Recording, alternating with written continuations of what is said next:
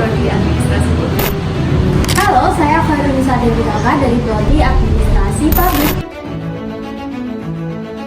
Presiden Prabowo Subianto melalui jajaran penegak hukumnya membongkar sejumlah kasus korupsi. Dari penangkapan 3 hakim kasus Ronald Tanur dan terbongkarnya uang 1 triliun di rumah mantan pejabat MA hingga keterlibatan pegawai Kementerian Komunikasi dan Digital dalam melindungi judi online. Dengan tingkat korupsi tinggi cenderung memiliki rasio pajak rendah, belanja publik besar tapi tidak optimal, dan investasi asing yang kecil, dan semua itu terbuktinya terjadi saat ini.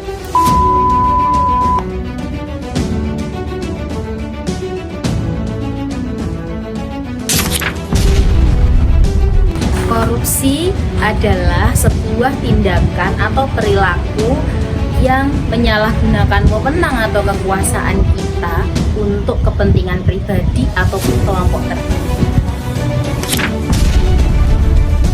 Sebenarnya di sekitar kita itu sebetulnya masih banyak praktik korupsi yang terjadi. Contohnya, kalau sepengetahuan saya, yang pernah saya temui dan pernah saya alami sendiri, yang pertama adalah pembuatan SIM ataupun juga perpanjangan SIM. Itu masih banyak kita temui praktek korupsi. Jadi sebetulnya sudah ada langkah atau birokrasinya yang jelas untuk cara membuat atau memperpanjang SIM, tapi dalam prakteknya dan faktanya itu masih banyak di antara kita yang masih menggunakan jasa calo. Ya, otomatis kalau kita menggunakan calo berarti kita harus membayar lebih, ataupun kita juga harus memberi sebut dengan istilah suap kepada calo tersebut agar SIM kita prosesnya lebih cepat. Jadi karena kita menginginkan birokrasi itu tidak berbelit-belit, cepat dan simpel, akhirnya kita memilih jalan yang tercepat. Nah, banyak dari kita, banyak dari masyarakat itu juga memilih jalan yang tercepat, ya, membayar lebih banyak. Padahal sebetulnya itu memang sudah ada cara yang jelas, tapi memang dalam birokrasi itu masih tetap ada prakteknya. Lalu yang kedua itu seperti pembuatan KTP, itu juga pada kenyataannya itu langkahnya itu lebih cepat kalau kita memberikan sesuatu, nah, dalam bentuk mungkin suap atau gratifikasi.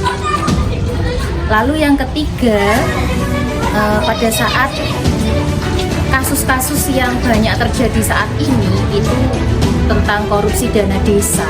Nah, sebetulnya desa itu mendapatkan dana dari pemerintah pusat, tetapi tidak dipergunakan dengan semestinya atau dengan maksimal oleh desanya.